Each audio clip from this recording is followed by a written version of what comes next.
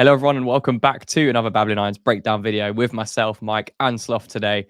Dominic Calvert-Lewin, a player everyone knows watching this video. He's obviously been linked with West Ham before, and now it's coming back around. Darmesh has said that West Ham are looking at a potential move for Dominic Calvert-Lewin in this transfer window. And, we know that we're heavily linked with strikers. We've covered a lot of strikers already in our breakdown videos this summer. But nothing's come off just yet. And now we're kind of rumoured to be looking back into the market for Dominic Calvert-Lewin of Everton.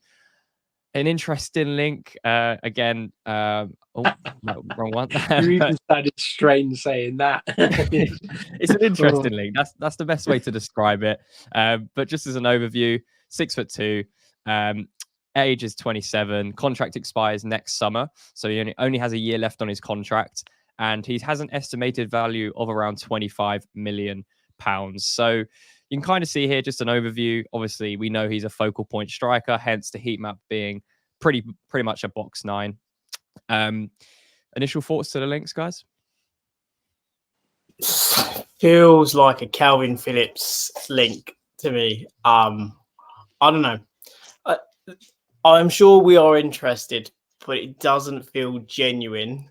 And it doesn't feel like one that's been led, say, by a scouting team, because there would be certain things that they would be flagging, such as the fact that he struggles to stay fit most seasons. So I am very, very, very much on the fence with this one, and one that I'm struggling to kind of get behind.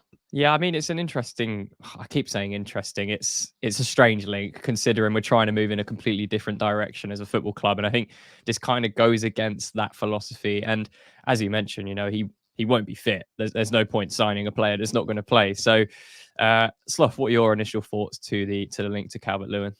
He is the ultimate sort of on his day. On his day, he's a world. He's a nightmare. Yeah, he's a handful. He's a very, very good forward when he's fit. Unfortunately, he's made of glass. So it's just a case of, there's no point even going anywhere near him, because you can guarantee as soon as he turns up to West Ham, he's going to stub his toe and he'll be out for 6 weeks because it's broken like a metatarsal. It's just... He's a fantastic forward. I'm not taking anything away from him there. And, he had one season where he was just injury free and everyone thought, wow, what a player. And he showed a wide variety of finishing. He was unplayable in the air. He was, he was looking sharp and athletic. He was reading the game really well.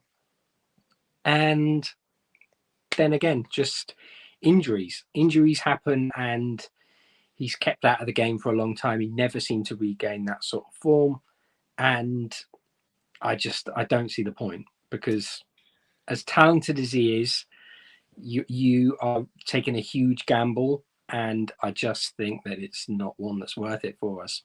Yeah, no, I completely agree. I think as well, it's difficult to assess why this name has come back up. But do you understand, maybe from a player personnel point of view, would it actually fit into the Lopetegui system? Injuries aside, the type of player that Dominic Calvert-Lewin is, would that fit the Lopetegui system for number one? I suppose if I'm looking at it positively, we seem to be looking for two kind of striker profiles. That one is more, not burly, but more a bit of a traditional centre forward who can work the channels, can be combative, and as Sloth said, can score from a variety of different options. So in that regard, it makes sense. However, beyond that, I do struggle to see how entirely he does fit into Lopetegui's style. Yeah, I think it's, again, we've been linked with quite a lot of the same type of strikers, which is interesting. Like, he wants a focal point. There's no doubt about that. He needs someone that needs to be able to play as a solo striker. But I also think we touched on it in another video that the striker we're playing with needs to be able to also adapt to a counter-attacking team as well. Sloth, do you think Dominic Calvert-Lewin could do that? Can he be that type of player that, runs the channels, holds the ball up well, progresses the ball with him? Or is he more of a target man? This video is sponsored by Emotive. Emotive provide cutting-edge digital services, solutions, and training to companies and businesses of all sizes. Emotive have worked with some fantastic brands in the past, as you can see behind me, the likes of Apple, Google, Tesco, and of course, Babylon Irons. Emotive offer 4 key services, the first being digital solutions, the second being professional training and coaching, the third being fractional experts, and the fourth being AI readiness. We're going to be working with Emotive on our channel to improve how we showcase the data to you guys in our breakdown videos and data analysis videos. If you want to find out more information about how Emotive can work with you, make sure to scan the QR code now, which will take you to emotivetouch.com, where you can find out more details about the company, and the link will be in the description. A massive thank you to Emotive once again for sponsoring this video, and let's get back to it. He can do that. Like, I mean, as I mentioned, that season where he was fit and scoring, he was able to do that, and he was following things into the box. He was keeping up with play, and he was showing that athleticism. But it's just not one that I touch, to be honest with you. It's a huge gamble, and I think that if you'd offered me him 4 years ago and he hadn't had this build up of injuries, I'd say, yeah, no, that's really good for 25 million or whatever he's rumored to be worth. You'd say, yeah, that's well worth a punt. But when you've got players like Danny Ings and Antonio on the wage books, you know, there's just no point in going near it, because he's quite frankly a hazard. And I think he can do those things. He can run the channels, and he can be a target man, but he's also athletic. And I'm not in any way trying to negate how good of a player he is on his day. But, and this is a big but, it's when is he ever going to be on his day? And of all the football clubs to be linked with him, it's us. Like, we are the archetypal, sign this player, he will suddenly collapse in the medical just after he signed a contract and break every bone in his body, and it will be like something from The Naked Gun, where the hospital bed just suddenly like goes in on itself and he's caught in there. But yeah, I don't. As Mike said, we're clearly scouting a certain type of player, and I think that's why this thing's come up. But I just don't give it any credence whatsoever. I think it's a very, very. It's 2 years ago, someone who kind of casually watches football goes, oh, Dominic Calvert-Lewin's quite good. It's not someone who is on the ball and thinking, how can we get good value for money and what would be best for West Ham? Yeah, and I guess if you look at last year, he did play well against us and scored the winner in at the London Stadium. He did play a good game. As a lonely furrow, he worked incredibly hard, occupied both of our centre-backs, controlled them really well, especially for his goals. So when you look at him, you can kind of see the things that attract. And I feel like we're looking at him because it's maybe a deal that's available and one that could be done, because we know Everton need money.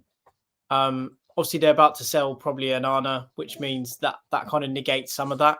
And also means if they sell Calvert-Lewin as well, pure profit, means they can probably then really be firm on Braithwaite and basically just say that that's not happening at all, because there's no need to sell. Yeah. So I can see it from that perspective. And if you look at the attacking stats from last year, actually he did quite well. The problem is how profligate he is. So, you know, he wins a lot of his duels. He had a really high expected goals, whether it's about essentially 14 goals he was expected to score. Fell well short of that with 7. So 5 of those were, you know, non-penalty goals. But when you look at how aerially dominant he is and how strong he is from that, also when he's carrying the ball, how successful he is in carrying, even though he's not above average in terms of how many times he dribbles a bit per game, when he does dribble, he is very good at securing that possession and bringing it forward over quite a distance. Yeah, no, I completely agree. I think, again, we're not really discrediting the type of player Dominic Calvert-Lewin is. Again, on his day, he's a fantastic striker. It's just, unfortunately, that day doesn't come around too often. And, to put it into perspective, last year he played just over 2,000 minutes in 32 Premier League appearances, which averages around like 60 to 70 minutes per game. So again, to be honest, it's better than I thought it was. I thought he was out for a lot longer last season, but he managed to do 32 Premier League games. He scored 7 goals, got 2 assists. So 9 goals and assists it's kind of 1 every 3, which again, you'd want a slightly better return. But I think given A, the circumstance of Everton, and B, again, the injuries and the lack of momentum he's able to kind of produce on a football pitch, it's quite telling. And again, you can kind of see here a nice little plot of, looking at the type of XG that Dominic Calvert-Lewin is creating, his kind of goal conversion rate, and comparing that with other players, other strikers across Europe. And is this something that maybe, again, what can we take from this data? What's the most valuable thing to take from this data? I think, again, he gets a lot of opportunities, or he's had a lot of opportunities at Everton, and he's expected to score a high volume of goals. 14 goals basically expected to score, which is more than any of our strikers. Let's be fair on that.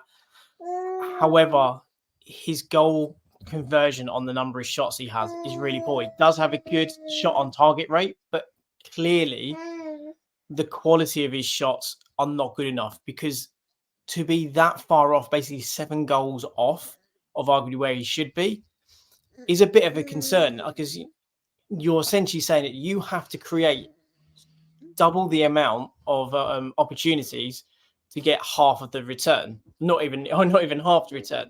So, unless we are creating 40 odd chances a game, or 40 odd chances for him over a season that are good kind of ones to convert from, we're not going to see 15, 20 goals potentially based on how he was last year. So we've got to be aware that whilst he can get quite a few on the target and has a good kind of shot in that respect, the ability to convert isn't as high as it should be.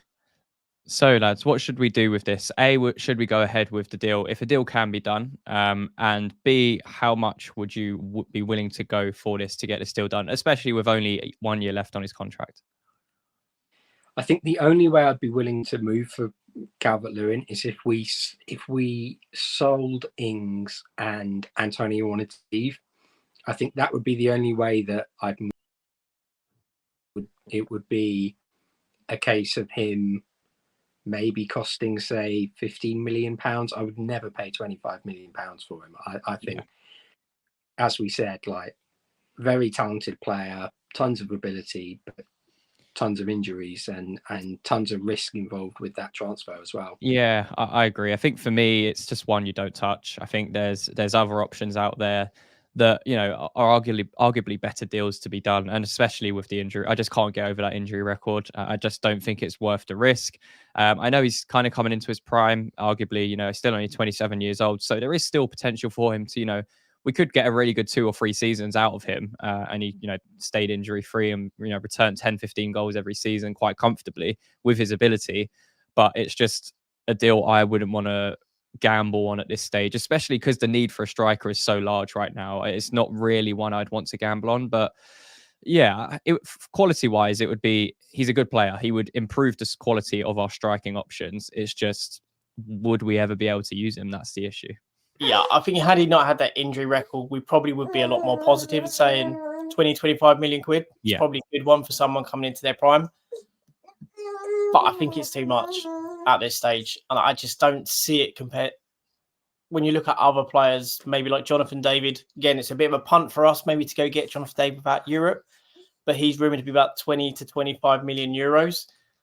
Then you start to look at Calvert-Lewin, is which one is more suited? And you would say a Jonathan David type is probably more suited.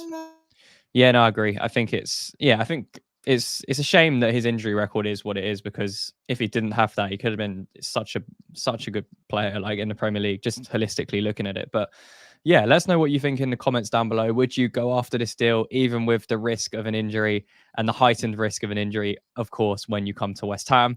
If you enjoyed the breakdown, make sure to leave a like on the video, subscribe to the channel for more content this summer. And lads, until the next one, come on you Irons. Come on you Irons.